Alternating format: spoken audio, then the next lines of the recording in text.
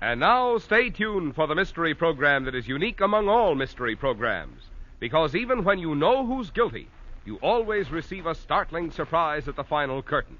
In the Signal Oil program, The Whistler.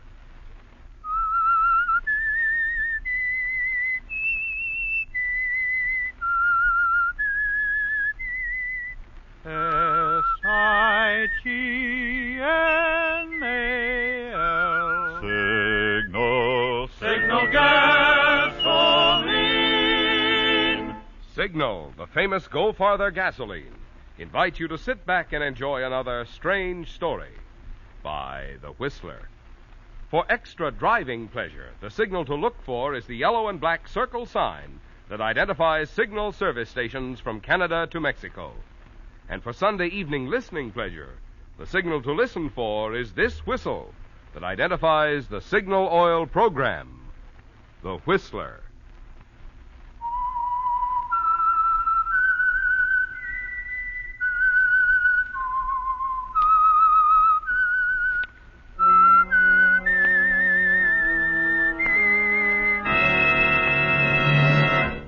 I am the Whistler, and I know many things, for I walk by night. I know many strange tales, hidden in the hearts of men and women who have stepped into the shadows. Yes, I know the nameless terrors of which they dare not speak. And now the Whistler's strange story, Swan Song.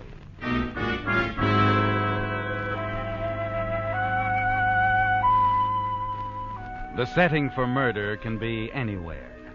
Perhaps it seems more at home in a dark alley or on an isolated side road, or yet in the dingy back room of a cheap honky-tonk. But once murder is in the mind of someone and the dark plan evolved, the setting can be anywhere. It can even take place in a well-lighted, well-appointed apartment in the expensive part of the city, where laughter is mixed with the pleasant talk of 4 people. 4 of the 5 people in the situation. 2 men, 2 women. The brother of one woman was absent.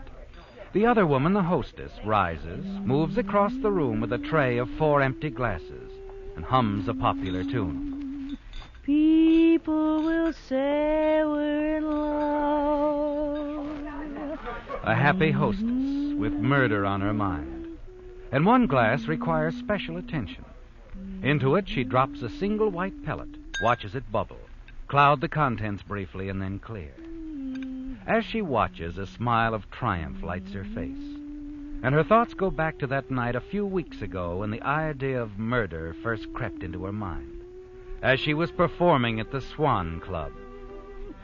Don't start collecting things. Give me my rose and my glove. Mona Barrett wasn't a good singer, but she had a style the customers liked. With Mona, it was a living. It bought a few of the things she wanted. And she could meet people who might help her on her way. She usually did the commercial thing, sang straight to her audience. But tonight she looked beyond her audience, to Jeff Williams seated at the bar, and from him across the crowded club to his partner, Charlie Flaveau. It was like looking first at night, then day. Jeff, solid and sullen, with eyes only for Mona. Charlie, handsome and ingratiating, with eyes only for the guests of the Swan Club. It wouldn't be hard for Mona to choose between them. It would be very simple. But the choice wasn't hers to make. Not entirely. Things people will say we're in love.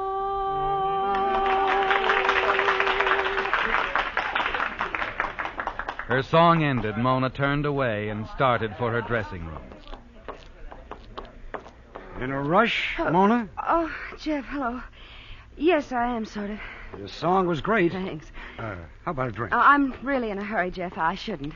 No time for a has-been, huh? Oh, don't start that again, Jeff. I don't like it. Well, I don't like it either, baby. That's the way it seems to be. Last year, there wasn't any Charlie. It was you and me, and the club was cozy. Charlie's your fault, not mine. I didn't bring him here. No, Mona, you didn't. Neither did I. Just shows up.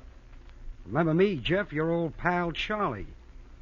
Kansas City, I'm your new partner. I'd have thrown him out. Have him go to the cops. Tell them all about the deal I was mixed up back in Kansas City, not me. So you're stuck with him. Well, it's better than Leavenworth, baby. Oh, it's a great partnership. Charlie takes 60% of the take, and you practically kiss his hand for your 40. Sure, but... Oh, let's skip it, Jeff. Okay, we'll skip it. Well, how about putting on last year's Mink, having supper with me? Sorry, Jeff, not tonight. I have other plans.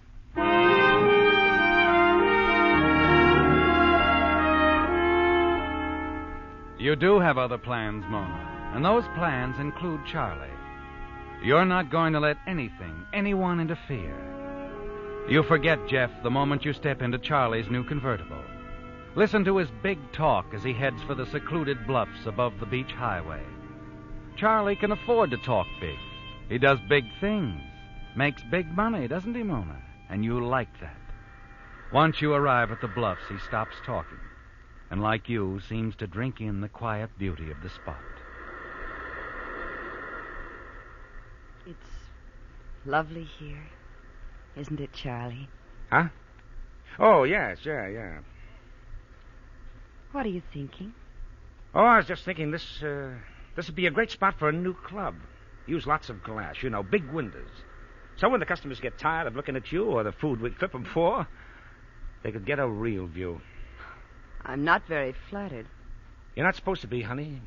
Well, at least I'm glad I fit into your plans, even if it's only to make the ocean look better. Did I say you fit into my plans? No, I guess you didn't really. But I want to, Charlie. I want to very much. Yeah, I know. And if you need any convincing, maybe this will help.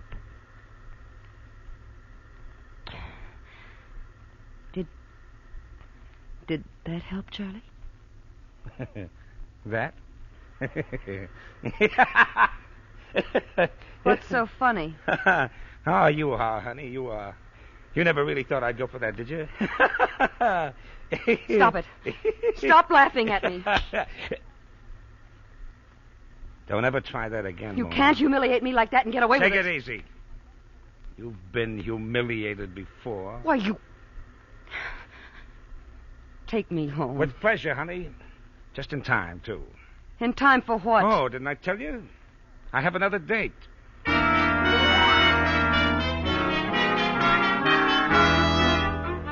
The rage that swells within you is almost more than you can stand, Mona. And you know that someday, somehow, Charlie is going to pay for that insult, turning you down. Yes, he's going to pay, isn't he? Through that night, the following day, the anger you feel for him grows with each minute, each hour. And finally, early in the evening, you find young Brad Roberts talking to Jeff in his office at the Swan Club. Just keep your partner away from Sharon, that's all, Williams. Look, Brad, you better talk to Charlie about this. I'm not his keeper, you know. If you want him to stay away from your sister, you tell him. I already have, and I'll tell him again. But I'm warning you. Look, don't. I got troubles of my own. Oh, come on in, Mona. Brad's just leaving. Hello, Brad. Charlie giving you a bad time? Not for long, Mona. I don't know what he expects me to do about his sister and Charlie. Look, baby, you know Sharon pretty well. She thinks a lot of you. No, thanks. Let Brad handle his sister. Maybe it wise her up. Tell her to stay away. No. But, there is something you can do about Charlie. Such as? Get rid of him. Kick him out. Oh, sure. And I wind up in Leavenworth. Relax, man. How can I relax the way he's treating you? I just can't take it anymore, Jeff. Sitting back helpless while he makes a fool of the greatest guy I know. Oh, Mona, honey, Oh, baby, I'm look. sorry, Jeff. But really, we've got to get rid of Charlie. We've just got to. Oh, sure. That's simple. Just tie him up, dump him in the river, huh? Is that it? If I thought we could get away with it, Hold it, baby. I won't have any of that rough stuff. Oh, come on now. I'll buy you a drink. You'll feel better. I guess I better pull myself together. I go on in another 20 minutes. You can skip the first show if you don't feel up No. to it. I'll be all right. Now listen to me. Hmm? She came here. Yeah, sounds like they're at it again. In Charlie's office. Brad and Charlie. Wait, Jeff, listen. Listen, relax. It's just Sharon's money you're after, Flavo. She thinks it's smart to hang around your club, be seen with you. Now look, Junior, look. She's nuts about me, and you know it, or you wouldn't get so hot about it. I'm through arguing with you, Flavo. Just stay away from Sharon, that's all I've got to say. Nuts. I said, stay away. That's what I said. Come on, Mona. Let him fight it out. Yes, that's a very good idea, Jeff. Let them fight it out. You know something? Hmm? Brad has a terrible temper. So? So, Charlie just might mess around and get himself killed. Brad would have an out. You know, protecting his sister's reputation and all that. Oh, sure. You know all those soft sister juries, huh? If Charlie were dead, that would solve everything. Wouldn't it, Jeff?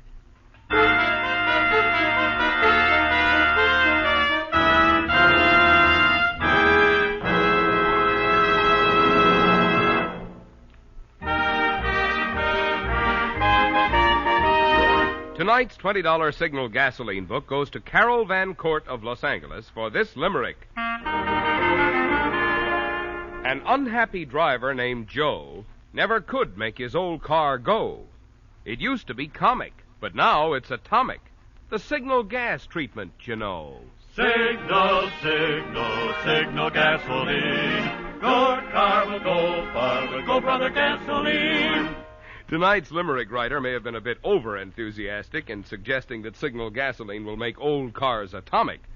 But we can promise that along with Signal's good mileage, you'll enjoy eager, purring power for proud pickup in traffic, or smooth, silent sailing down the straightaway, plus wide-awake energy for quick cold weather starting. That's because mileage and performance are like birds of a feather. They go together. To get both, next time get Signal, the famous Go Farther gasoline.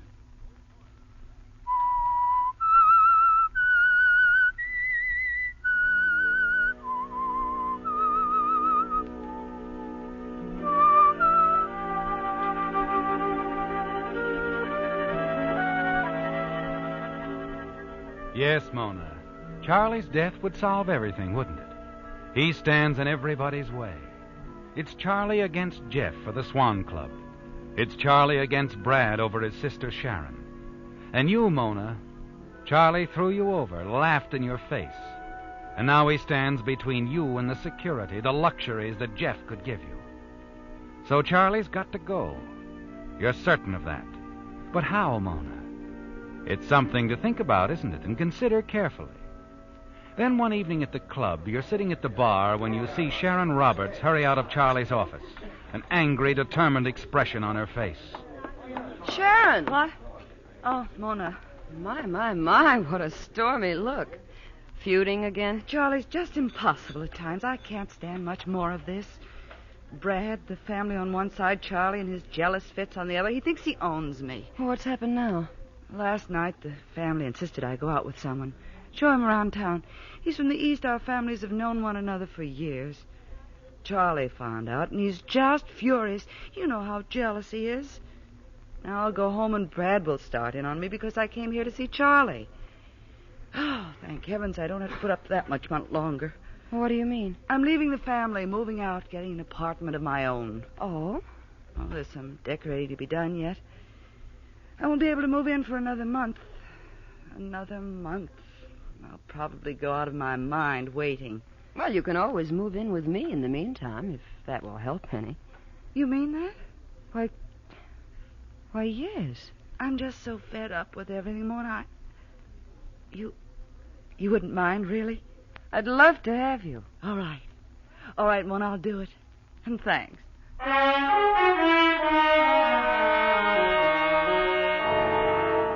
An unexpected development, isn't it, Mona? And you sense that somehow it'll be to your advantage having Sharon close by. That some way you'll be able to use her as you plan to use her brother Brad and Jeff when the time comes to settle the score with Charlie. At the moment, you're not quite certain just how they're going to fit into the scheme of things. That will require a lot of thought, won't it? And in the days that follow, the pattern begins to emerge slowly. The plan, each step falls into place. But before you make your first move, you've got to patch up things with Charlie. Let him think the incident of a few weeks ago is forgotten. And so outwardly, there's a noticeable change in your attitude toward Charlie. And then one night as you finish your song... Wow, nice going, honey. Oh, Charlie, thanks. You still a little sore at me, maybe? Oh, no, Charlie, no, I'm all over that. Kind of silly of me acting the way I did the other night. Well, I guess I was a little heavy-handed. No. I was. All is forgiven? Well, sure. Why not? Life's too short.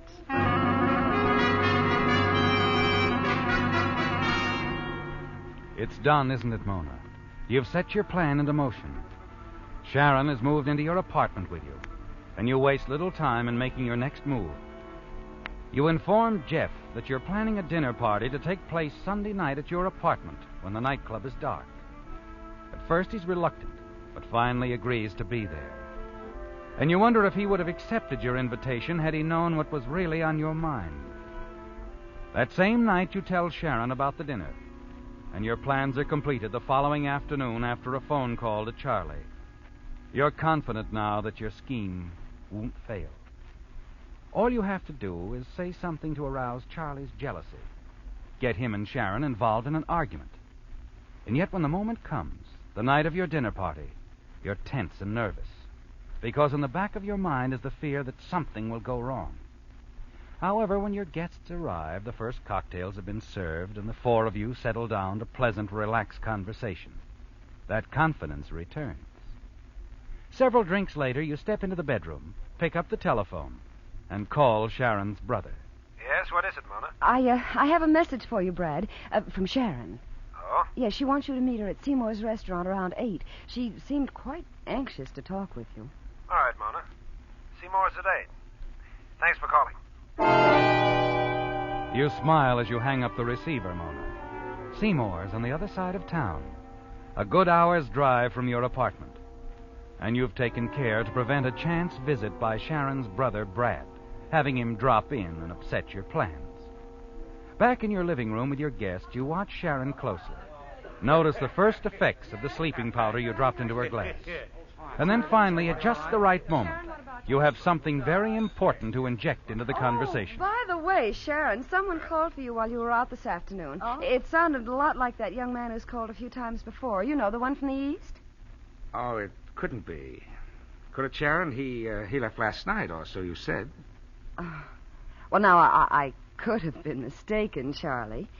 I asked if there was any message, and he said no. He was just wondering if you were going to show up. Well, that's strange. I wasn't meeting anyone. Visiting a sick friend, huh? That's where you all were all afternoon, eh, Sharon? Oh, now listen, Charlie. You broke a date with me because you had to go visit a sick friend. If you really must know, I didn't. I changed my mind. Maybe some guy changed it for you. All right, have it your way. Perhaps someone did change my mind. That was all you needed to say, Mona. That little remark about the young man from the East to touch off a quarrel. Quietly, you take Jeff's arm, steer him into the kitchen, and close the door. There you wait nervously, listening to the angry voices in the living room. Finally, the voices die out.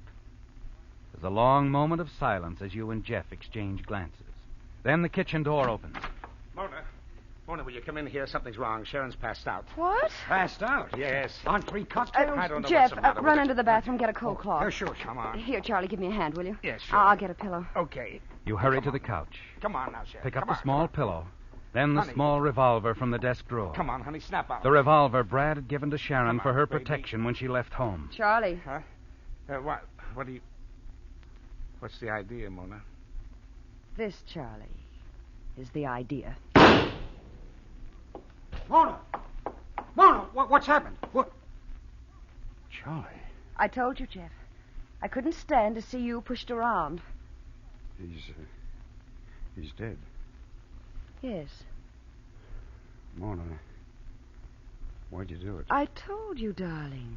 But how do you expect to get away with a thing like this? I have it all planned, every step. Including her, Sharon? That's right. She killed Charlie. You're going to pin this on the kid? Well, not officially. She won't get in any trouble. I don't follow this. All right, I'll make it all nice and clear to you, Jeff. But in the meantime, let's see what we can do to wake up Sleeping Beauty there. She's in terrible, terrible trouble, darling. She just killed Charlie. We've got to help her out of this mess. We've just got to.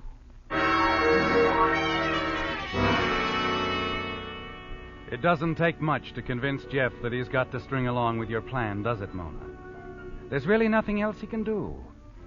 You wipe the prints from Sharon's revolver, press it into her hand, and let it fall to the floor. And then finally, when she opens her eyes... What happened? Oh, take it easy, honey. You'll be all right. But what? My gun? What's my gun doing here? Sharon, you don't remember? Remember? Charlie. Mona, what's wrong with Charlie? Why is he lying there like that? He was shot, Sharon. Huh? Oh, honey, try to remember. Tell us exactly what happened. You mean you think I... Oh, no, Mona, I didn't. I couldn't have. I'd remember if I'd done it. Wouldn't I? I'm sure you didn't mean to do it, Sharon. But you were here, you and Jeff. We were in the kitchen fixing some drinks, then all of a sudden we heard a shot. Isn't that right, Jeff? Yeah, that's right. Oh, no. We rushed in here. Charlie was on the floor. You standing here with a gun in your hand. Then you fainted. Oh, Mona, what am I going to do? Now, just be quiet, Sharon. We'll think of something. I think the best thing to do is call the police. And have it on the front page of every newspaper in the town for 6 weeks. Sharon, what about your family, your mother? Do you realize what it would mean? No. Oh, take it easy, honey. Look, no one need ever know about this, Sharon. What do you mean? Don't you worry about it anymore, honey. Jeff and I will take care of it. We'll take care of everything.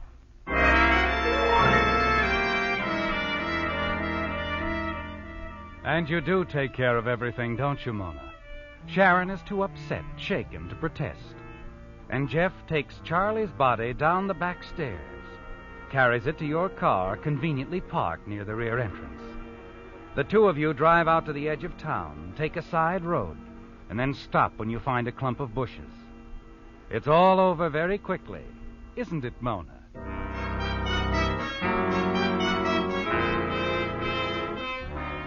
Back in town, Jeff feels the need of a drink. So you stop at a cocktail bar on Wilshire Boulevard before returning to your apartment.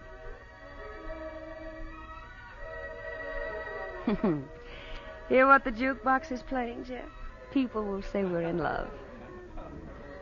Oh, come on. Don't look so glum, Jeff. It's all over, darling. We're in the clear. Sure. What do you want me to do? Turn handsprings? Jeff, how long do you think we ought to wait? For what? Before we start asking Sharon to pay up, or the murder gun with her fingerprints on it goes to the police. Oh, so you figured on that too, huh? Mm-hmm. Ah, suit yourself. You're running this pitch. Yes, that's right, I am. But we're partners now, darling, aren't we? We split 50-50 on everything. Yeah. It's really turned out swell. I get rid of Charlie, only to wind up with another partner. But I'm not as expensive as Charlie was. No. You come cheap. Real cheap. You know, I may kill you someday, Mona. I don't think so. You didn't have the nerve to kill Charlie. You won't do anything to me. Not a thing.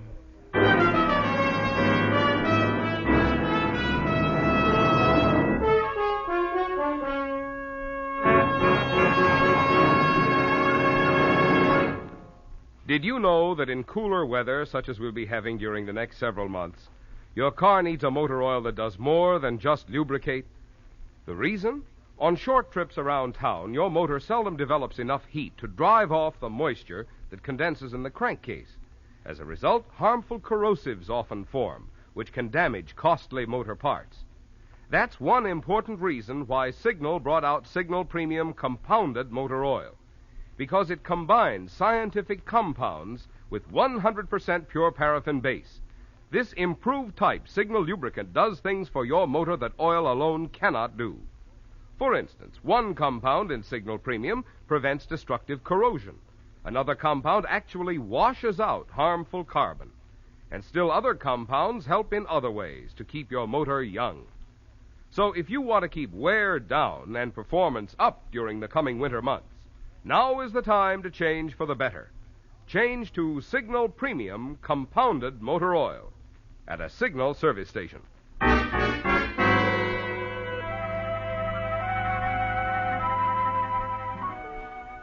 You congratulate yourself, don't you, Mona, as you and Jeff leave the cocktail lounge and drive back to your apartment. Everything went exactly as you planned. Charlie Flaveau is dead, and you're certain you've convinced Sharon that she killed him following a quarrel, shot him with her own revolver.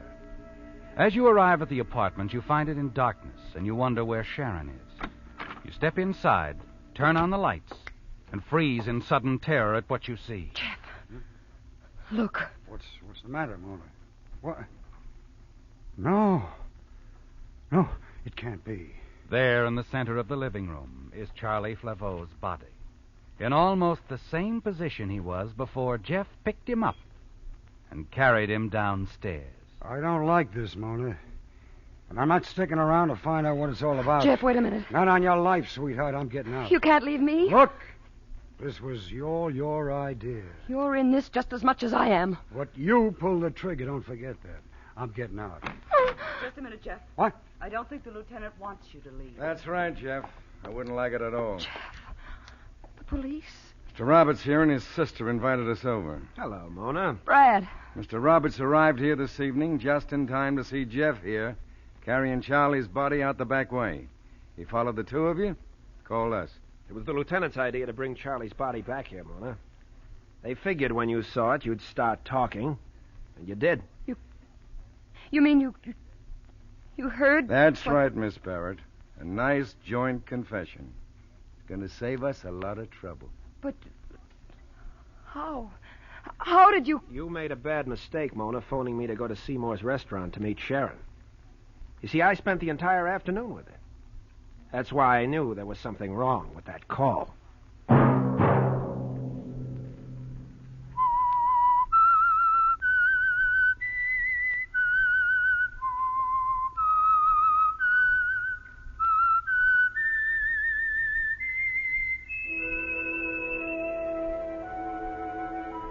Let that whistle be your signal for the Signal Oil program, The Whistler, each Sunday night at this same time. Brought to you by the Signal Oil Company, marketers of Signal gasoline and motor oil, and fine automotive accessories. Remember, if you would like the fun of having your friends hear a limerick of yours on the Whistler, the address to which to send it is the Signal Oil Company, Los Angeles 55, California. All limericks become the property of the Signal Oil Company. Those selected for use on the Whistler will be chosen by our advertising representatives on the basis of humor, suitability, and originality. So, of course, they must be your own composition.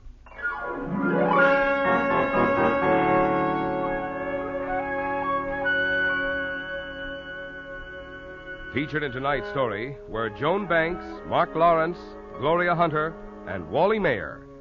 The Whistler was produced and directed by George W. Allen, with story by Nancy Cleveland, music by Wilbur Hatch, and was transmitted to our troops overseas by the Armed Forces Radio Service. The Whistler is entirely fictional, and all characters portrayed on The Whistler are also fictional. Any similarity of names or resemblance to persons living or dead is purely coincidental. Remember, at this same time next Sunday, another strange tale by The Whistler.